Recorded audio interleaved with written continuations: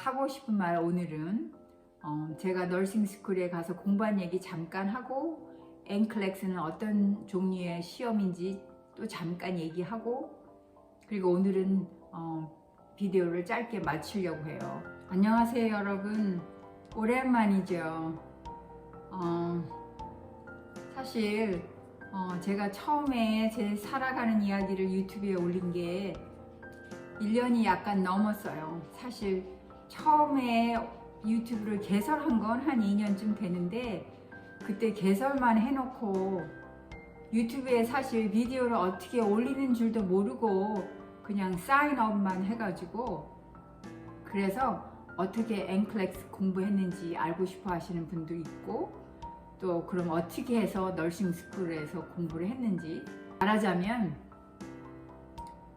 너싱 스쿨에 다닌 구체적인 이야기를 듣고 싶어 하시는 분들이 있어서 하고 싶은 말 오늘은 제가 너싱 스쿨에 가서 공부한 얘기 잠깐 하고 NCLEX는 어떤 종류의 시험인지 또 잠깐 얘기하고 그리고 오늘은 비디오를 짧게 마치려고 해요. 왜냐하면 제가 사실 그 11개월 전에 비디오 올린 영상이 있잖아요.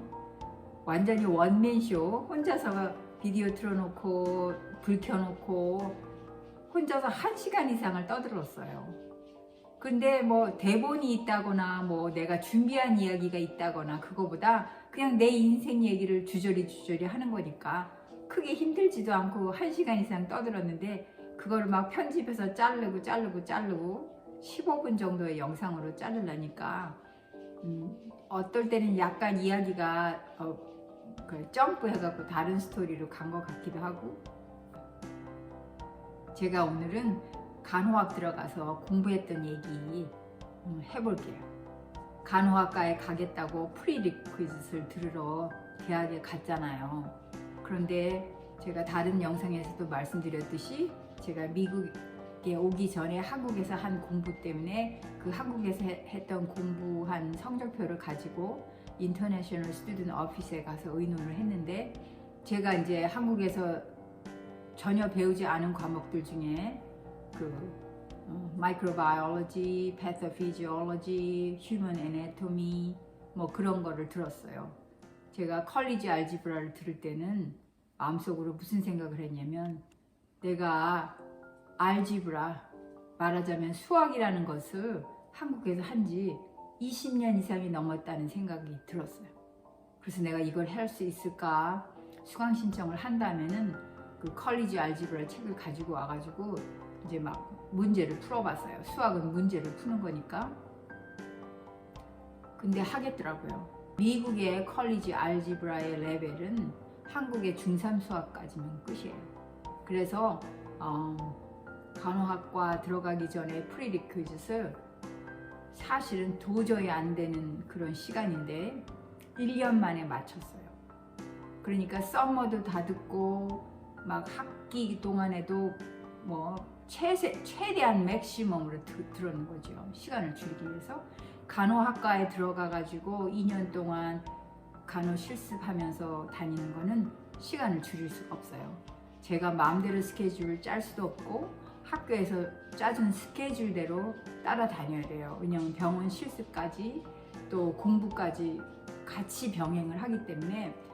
그래서 너싱 스쿨을 이제 끝마쳤어요. 근데 너싱 스쿨에 다니면서 그 실습 나갔던 얘기는 다음에 할게요. 왜냐하면 오늘 얘기하고 싶은 얘기는 그 NCLEX 시험 본 거. 미국에서 간호대학 나온 학생들이 NCLEX를 보는 그 과정은 이래요. NCLEX 리뷰 코스에 접수를 하게 해요. 왜냐하면은 그 다 개인이 돈을 내서 해야 하는 거긴 하지만 학교의 그 합격률을 높이기 위해서 거의 의무적으로 NCLEX 리뷰 클래스를 들어야 돼요. NCLEX 시험은 그 뭐랄까 말하자면 테스트 뱅크가 만들어져 있잖아요. 그래서 거기서 한 2-3년에 한 번씩 그 문재인 은행에서 그런 것들이 빠져나가고 또 새로운 문제가 채워지고 그런다고 하네요.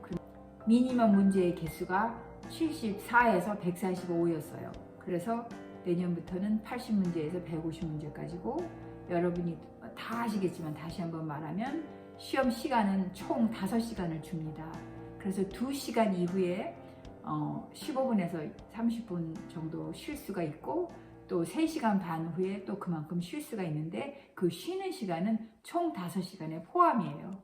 그리고 미국에서 나라에서 본 시험을 보셨던 분들은 아시겠지만 처음에 프랙티스 테스트가 나와요. 그런데 NCLEX는 프랙티스 테스트가 15문제 정도 나온다고 그러는데 그 프랙티스 테스트 할 동안에는 또 시간 재지 않아요. 그러니까 그거는 프랙티스. 근데 NCLEX 시험 출제에서 하는 얘기가 그 프랙티스 테스트도 문제가 쉬워요. 문제가 쉬운데 이제 컴퓨터를 어떻게 그 클릭을 해서 시험을 푸느냐 이거를 연습을 하는 거지만 그것도 점수를 잘 받아야 그 중에서도 채점에 들어가는 것들이 몇 개는 있다. 그렇게 얘기를 해요.